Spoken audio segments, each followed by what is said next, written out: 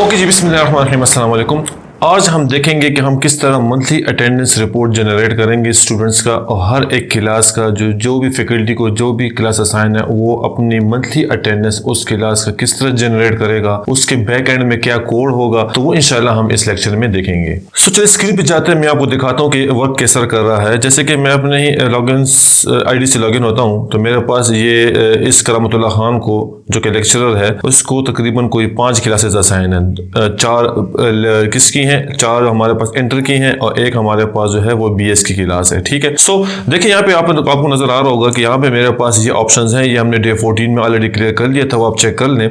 जैसे मैं चाहता हूँ कि अक्टूबर 2025 का मंथली रिकॉर्ड मुझे चाहिए इस क्लास के बारे में, तो मैं मंथली अटेंडेंस को जब क्लिक करूंगा तो देखिए मेरे पास ये पूरी की पूरी डिटेल आ जाती है।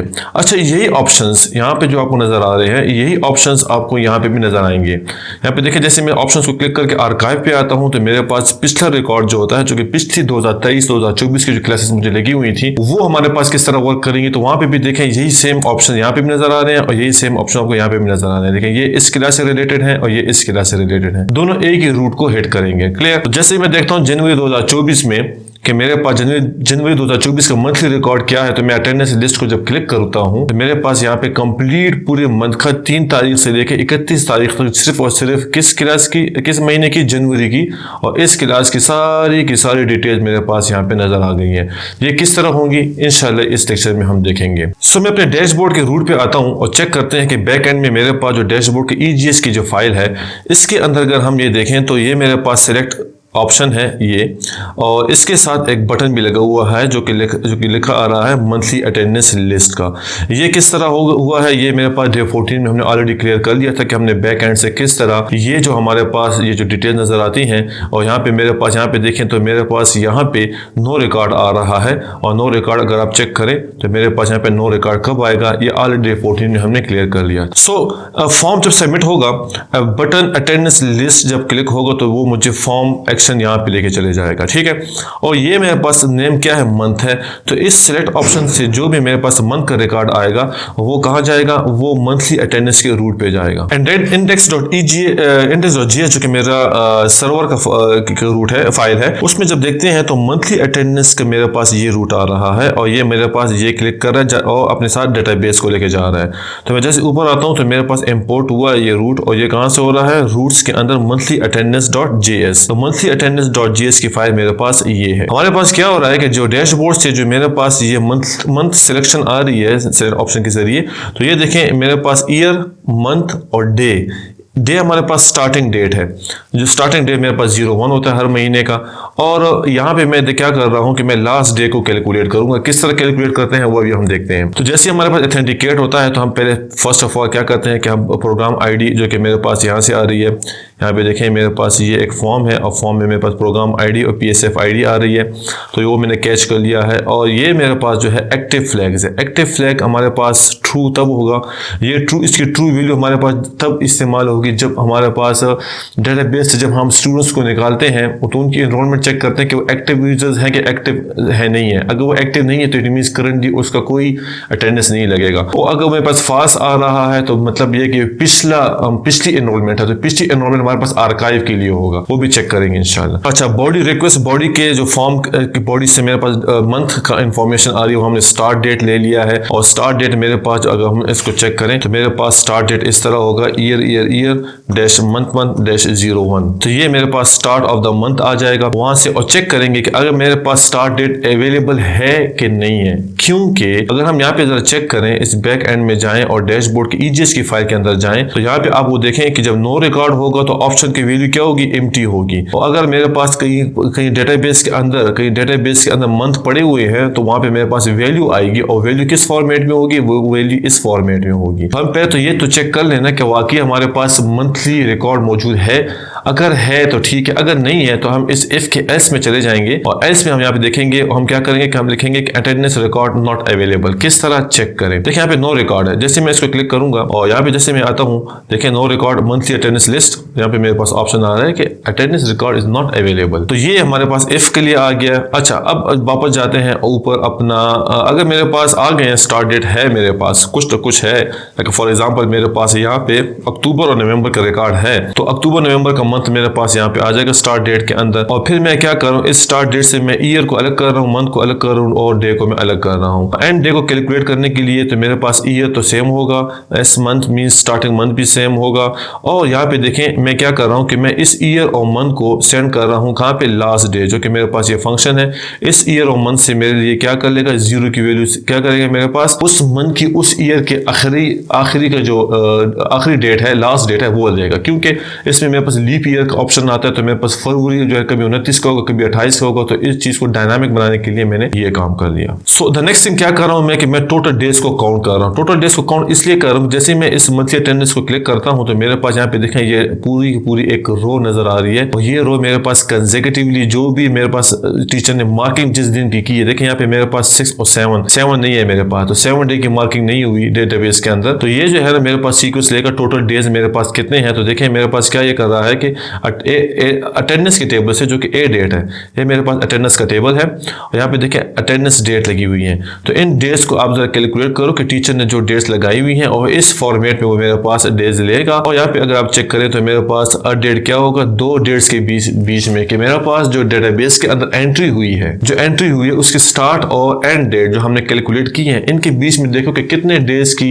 अटेंडेंस लगी हुई है। तो वो तमाम के तमाम डेज मेरे पास उठा के मुझे यहाँ पे इस क्वेरी के टोटल डेज के अंदर रख लो। अब फिर क्या करते हैं कि अब चेक करते हैं कि आया इन 2 डेज के बीच में कोई डाटा है कि नहीं है। तो यहाँ पे ये जरूर होगा। उसकी वजह क्या है, उसकी वजह ये है कि ऑलरेडी मैंने यहाँ पे एक चेक लगा दिया कि स्टार्ट डेट है मेरे पास। अगर स्टार्ट डेट मेरे पास जो है ना वो अवेलेबल है, तो इट मींस कि ऑलरेडी ये पिछली क्वेरी से इसको जनरेट कर दिया गया था। डे 14 में हमने ये काम कर लिया। यहाँ पे खैर है, फिर भी हम देखते हैं कि डेटाबेस के अंदर कोई गलत कोई क्वेरी ना लगा दे। तो हम क्या करते हैं, चेक करते हैं कि आया इस क्वेरी से हमारे पास कोई डाटा निकला है। अगर निकला है तो हमने फिर उस पर काम करना है। लेकिन अगर कोई रो हमारे पास रिटर्न नहीं होता तो आप फिर दोबारा क्या करो, एल्स में ये लिखो कि अटेंडेंस रिकॉर्ड नॉट अवेलेबल।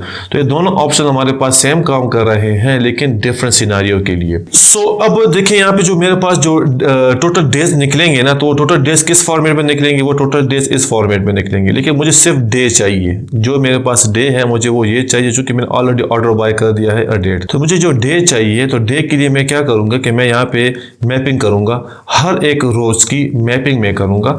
और उस डे में से मैं क्या करूंगा, उस अ डेट को स्प्लिट करके सेकंड ऑप्शन मेरे पास जो है, लास्ट ऑप्शन जो है मेरे पास, ये जो मेरे पास डे होता है ये मेरे पास सेकंड पे होता है, ये मेरे पास फर्स्ट इंडेक्स पे होता है, ये मेरे पास 0 इंडेक्स पे होता है। तो मुझे चूंकि डे चाहिए तो मेरे पास थर्ड इंडेक्स पे होगा और थर्ड इंडेक्स में 2 वैल्यू होगी। 2 में ये मेरे पास लेके डे में डालता जाएगा। तो इस वजह से जो 1 2 3 4 5 6 7 ये देखें 8 तक आ रहा है, 7 नहीं है क्योंकि 7 की हाजिरी नहीं लगी। Okay, well done. Next thing मैं क्या करूँ कि वही चीज कर रहा हूँ जो कि मैंने यहाँ पे टोटल डेज लिखा हुआ है ना, ये देखें टोटल डेज रो मैप, टोटल डेज रो मैप देखें सेम टू सेम है। लेकिन यहाँ पे मैं फुल ये जस्ट वैल्यू ले रहा हूँ। क्यों? उसकी वजह ये है कि मेरे पास जो टोटल डेज है और PostgreSQL जो हमारे पास जो सर्वर है वो क्या करेगा, वो मुझे इस फॉर्मेट में टाइम जोन भी देगा। लेकिन मैं टाइम जोन नहीं चाहिए, मुझे जस्ट एंड जस्ट ये वैल्यू चाहिए। तो मैं मैपिंग कर रहा हूँ कि आर डेट से ले लो, इस फॉर्मेट में मुझे डाटा चाहिए। क्यों? क्योंकि मैं इसको फिर डेटाबेस पे जब कंपेयर करूंगा तो मेरे पास टाइम जोन नहीं है। अगर आप डेटाबेस चेक करें तो मेरे पास यहाँ पे कोई टाइम जोन इधर नहीं है। मार्किंग डेट में मैंने डाला है लेकिन एट डेट में मैंने कोई टाइम जोन नहीं डाला। ओके, अब मैं यहाँ पे आता हूँ। यहाँ पे मेरे पास डेज इस फॉर्मेट में आ गए हैं, ठीक है। मतलब 1 अक्टूबर, 2 अक्टूबर, 3 अक्टूबर, 4 फिर 6 अक्टूबर, 7 नहीं है तो 8 अक्टूबर, इस तरह के मेरे पास कॉम्बिनेशन आ गई है। अब क्या करेंगे, हर एक डेट पे हमारे पास जो हर एक डेट पे इस एनरोलमेंट की या इस क्लास नंबर की प्रेजेंट होगी या एब्सेंट होगी या लीव होगी, उसको अब हमने मैप करना है। तो उसके लिए मैंने क्या किया है कि मैंने क्या कर लिया है कि स्टूडेंट का क्लास नंबर उठाओ, उसका प्रोग्राम नेम उठाओ, उसका क्लास नेम क्या है, first year, second year, section A B है, क्या चीज है, ठीक है। जैसे कि देखें यहाँ पे मेरे पास क्या है कि कौन सा क्लास है, ठीक है, उसका डिसिप्लिन क्या है, उसका क्लास नेम क्या है, first year, second year, first semester, second semester, और उसका सेक्शन क्या है। ओके, और यहाँ पे मैं क्या कर रहा हूँ, यहाँ पे मैं स्ट्रिंग एग्रीगेट कर रहा हूँ हर एक क्लास नंबर के लिए, उस क्लास नंबर का कि जितनी भी डेट्स हमारे पास आ रहे हैं उसका स्टेटस क्या है, तो हमने उसको स्ट्रिंग एग्रीगेट कर लिया है। ठीक है, ये चीज़ हमने ऑलरेडी प्रीवियस क्लासेस में की हुई है। तो यहाँ पे देखिए हम वेयर क्या करें कि PSF आईडी को प्रोग्राम सब्जेक्ट फैकल्टी की जो आईडी है, जो कि एक टाइम टेबल का एक टाइम टेबल में जो क्लास है उसकी आईडी क्या है टीचर के अगेंस्ट। अच्छा, उसमें एनरोलमेंट एक्टिव है तो यस एक्टिव होंगे। यहाँ पे देखें $2, तो ये $2 मीन्स कि ये हमारे पास एक्टिव फ्लैग जो हमने ऊपर लगाया था हमारे पास एक्टिव आ रहा है या पैसिव आ रहा है। ठीक है, उसकी वजह ये है कि देखिए मैं यहाँ पे आपको एक आर्काइव बताता हूँ, आर्काइव EGS में। तो आर्काइव में मैं यहाँ पे क्या कर रहा हूँ, तो आर्काइव मीन्स ये जो ऑप्शन मैं यहाँ पे सिलेक्ट करके यहाँ पे ये जो आर्काइव आता है मेरे पास, तो इधर मेरे पास एनरोलमेंट 0 होगा। तो यहाँ पे मैंने एक फ्लैग लगा दिया और ये फ्लैग मेरे पास ये है एक्टिव फ्लैग क्या वैल्यू 0। तो ये वैल्यू 0 तब होगी जब हमारे पास आर्काइव से ये रूट हिट होगा। अगर हम चेक करें आर्काइव को तो ये मेरे पास कहाँ हिट कर रहा है, देखें मंथली अटेंडेंस को हिट कर रहा है। और सिमिलरली यहाँ पे भी मेरे पास ये बटन मंथली अटेंडेंस को ही हिट कर रहा है। तो दोनों सेम काम कर रहे हैं, लेकिन उनमें एनरोलमेंट में एक एक्टिव है और एक हमारे पास एक्टिव नहीं है। और डेट्स हमारे पास यही होंगे जो कि मेरे पास स्टार्ट और एंड डेट है। तो ये सारा का सारा डेटा मेरे पास गेट स्टेटस में आ जाएगा। तो अब गेट स्टेटस के अंदर क्लास नंबर है, उसके अगेंस्ट तमाम के तमाम डेट्स और उसके स्टेटसेस होंगे, absent, P, present, L, leave. फिर दूसरा रोल नंबर होगा, उसके अगेंस्ट तमाम के तमाम डेटा। फिर तीसरा रोल नंबर, उसके अगेंस्ट तमाम के तमाम डेटा होंगे। अब इनको हमने एक खास तरीके से एक ऑब्जेक्ट में डाल देना है। हम क्या करेंगे, गेट स्टेटस मेरे पास ये है, तो अब वो क्या करते हैं कि अब हम एक फाइनल डेटा बना देंगे। फाइनल डेटा क्या होगा कि क्लास नंबर और उसके साथ date status, date status, date status, इसको हमने इस तरह बनाना है। तो हम क्या करेंगे, यहाँ पे मैपिंग करेंगे। हम जैसे किस तरह मैपिंग करेंगे कि हम क्या कर रहे हैं कि हमने एक एंट्री ली क्लास नंबर की और उसके साथ जो भी डेटा स्टेटसेस हैं, तो उस स्टेटस को हम क्या करें, सेपरेट कर रहे हैं कॉमास के साथ, क्योंकि ये कॉमा पे लगे हुए होंगे। और इस तरह डेट को भी हम क्या करें, एज ए स्ट्रिंग, इसको हम कॉमा के साथ सेपरेट कर रहे हैं। तो सेपरेट करते करते हम क्या करें, इस स्टेटस एरे के अंदर तमाम का तमाम डेटा स्टेटस आ जाएंगे, PA, और डेट एरे के अंदर तमाम डेट्स आ जाएंगे। अब हम इन दोनों को मैप करना है। तो मैप करने के लिए हमने एक दूसरा ऑब्जेक्ट बनाया एरे का, और यहाँ पे क्या कर रहे हैं हम कि जो ये डेट अरे है, ये देखेंगे ये डेट अरे है, और डेट अरे मेरे पास इसके तमाम के तमाम डेट्स पड़ी हुई हैं। अब हम हर एक डे को उसका इंडेक्स स्टार्ट से आ जाएगा।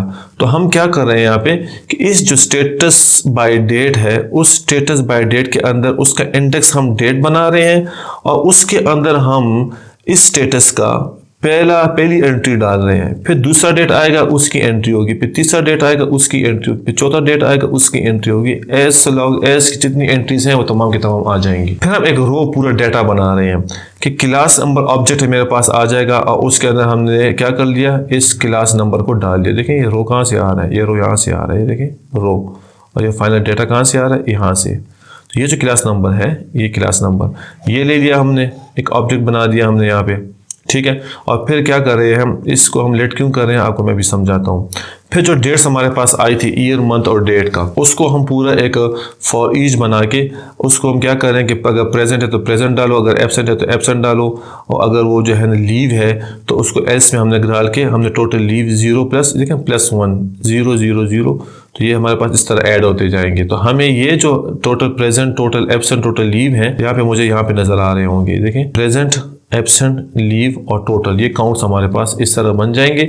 और ये तमाम का तमाम डेटा हमारे पास बनता जा रहा है। देखें रो डेटा में मेरे पास पहले क्या आ गया, रो डेटा में मेरे पास क्लास नंबर आ गया, उसके साथ साथ मेरे पास total present, total absent, total leave और परसेंटेज मेरे पास आ जाता है, और टोटल आ जाता है कि हमारे पास ये टोटल कितने आ गए हैं। और रिटर्न क्या कर रहा है, रो डेटा रिटर्न कर रहा है। ये रो डेटा कहाँ पे रिटर्न हो रहा है, ये देखें, ये मेरे पास at the end of the इस पूरे फंक्शन के, इस पूरे लूप के, वो मेरे पास आ गया। और इस तरह हमने क्या कर लिया है कि यहाँ पे हम रेंडर कर रहे हैं, वो 1 2 3 डेट्स भिजवा दिए हैं, फाइनल डेटा भिजवा दिया है, डेट्स भिजवा दिए हैं। फाइनल डेटा मेरे पास क्या है, फाइनल डेटा मेरे पास ये रो डेटा है मेरे पास। ठीक है, ये चला गया।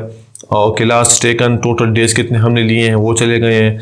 और गेट स्टेटस कि हमें पता चले कि मेरे पास जो इसका program name, class name and section, जो कि हमने यहाँ पे इसको प्रिंट किया है, और ये कोड आपको जो है ना गिटहब अकाउंट में मिल जाएगा मेरा।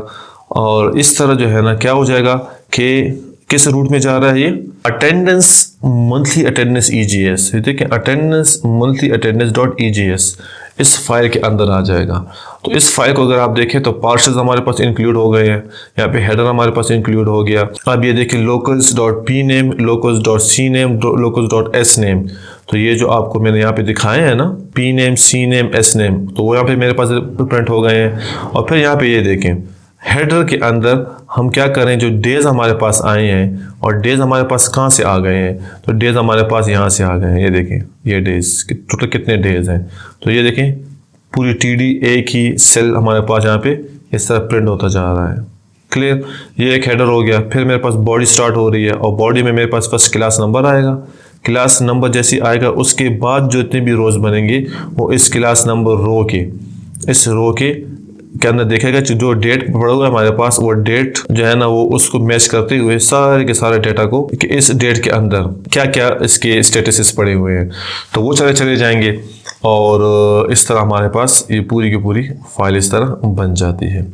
ठीक है, यहाँ पे देखिए परसेंटेज इनके हैं, उसकी वजह ये है कि इनके हमारे पास प्रेजेंट एब्सेंट लगे हुए हैं और ये तमाम के तमाम यहाँ पे नहीं है। लेकिन अगर हम आर्काइव में जाएँ ना, मैं इन डेटा को अगर मैं प्रिंट करूँ तो ये बड़ी खूबसूरती से जो है मुझे तमाम का तमाम डेटा नज़र आ रहा है। यहाँ पे देखें कि इसका इस क्लास की जनवरी में इस रोल नंबर की ये अटेंडेंसेस हमारे पास नज़र आ रही थी। तो मंथली अटेंडेंस रिपोर्ट जनरेट करना Node.js के अंदर वो किस तरह होता है वो मैंने आपको दिखाया।